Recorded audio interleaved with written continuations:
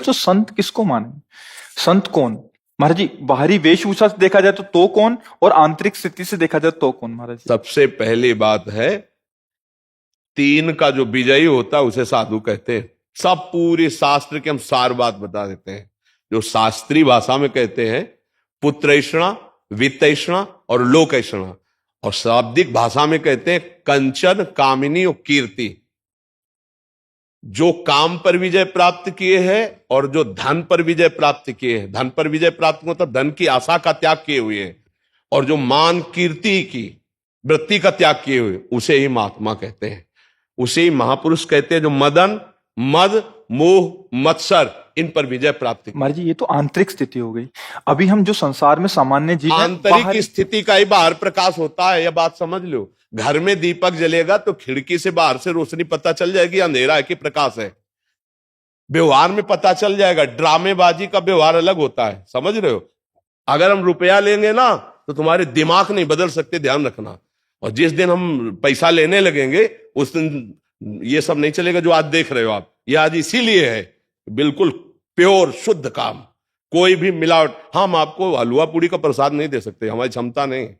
हम आपको गुलाब जामुन का प्रसाद नहीं दे, हमारे यहां प्रसाद नहीं बटता कभी, क्योंकि है ही नहीं। तो बचे क्या? जो व्यवस्था है वो अपना किसी तरह उधर पोषण के, सब अपने धर्म से कार्य में लगे। महाराज जी, बाहरी वेश से, जैसे आपने बोला एक तो मुंडन और एक ये, तो क्या ये किसी गुरु द्वारा ही प्रदत्त होता है? गुरु प्रदत्त, बिना गुरु प्रदत्त संन्यास या वेश नहीं धारण किया जाता। आज सैकड़ों लोग बिना गुरु प्रदत्त धारण। हाँ, थोड़ा सा वैराग्य आया, थोड़ी दाढ़ी बढ़ गई, वैराग्य का तो आया नहीं, तो नहीं तो गुरु शरण में होगा। थोड़ा सा प्रमाद आया, कायरता आई, और भेष परिवर्तन कर लिया। माल छानने को मिलेगा, पूजने को मिलेगा, रुपया मिलेगा, उन्हीं से नौटंकी नाटक होता है। और जब वैराग्य आता है तो फिर ये नहीं होता, फिर भगवत प्राप्ति की चाह होती है। और फिर जो ये वैभव होता है वो आखिरी बात होती है। जब सिद्ध हो गया, भगवत प्राप्त हो गया, काम हो गया, तो भगवान जगत मंगल में उतार देते हैं। ये प्रारंभ नहीं है, ये अंतिम होता है। आज प्रारंभ में क्या प्रचार करोगे? जब तुम काम पर विजय नहीं प्राप्त की, क्रोध पर विजय प्राप्त नहीं की, प्रचार क्या करोगे? यही इसी का प्रचार होगा। रुपया होगा, प्रणाम होगा, नमस्कार होगा, भोग सामग्री, इसीलिए सबके दिमाग में भर गया। तो क्या होता है कि आजकल अर्थ की इतनी मांग हो रही, हर जगह अर्थ ही अर्थ है। सत्संग है तो अर्थ है, भागवत है तो अर्थ है, कोई प्रोग्राम है तो अर्थ है, मतलब जहां देखो अर्थ है। और अर्थ से भोग सामग्री, भोग सामग्री का भोक्ता वो कभी ज्ञानी नहीं हो सकता, वो कभी भगवान का प्रेमी नहीं हो सकता, वो कभी सच्चाई से नहीं चल सकता, जहां अर्थ की प्रधानता है। और अर्थ की प्रधानता, इसीलिए लोगों के दिमाग में बात बैठ गई है कि ये सब धंधा है, क्योंकि इसको धंधा बनाया जा रहा है। तो इसीलिए लोगों को ये लगता है कि ये सब फ्रॉडगिरी है। ये सब नहीं, भरोसो दृढ़ इन चरणन के रो। कभी भी संत महात्माओं ने अपने वचनों को नहीं बेचा है। ये जीवन की धरोहर है, कल जगत कल्याण के लिए कि बेचने के लिए है। महाराज जी, एक और प्रश्न है।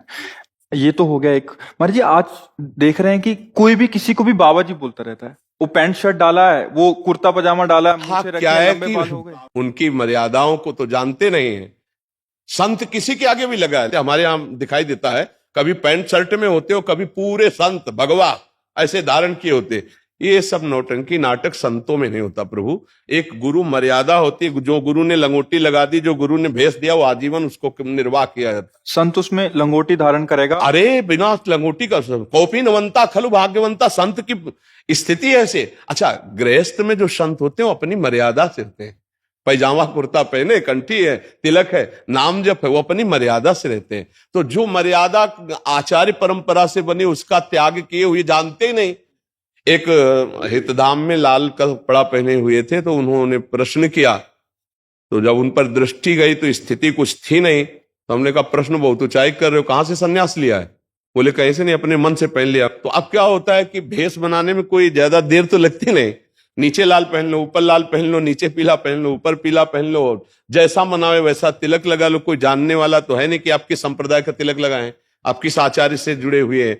अब वो क्या, वो जो कार्य करेंगे वो संसारिक कार्य करेंगे और बेइज्जती होगी संतों की।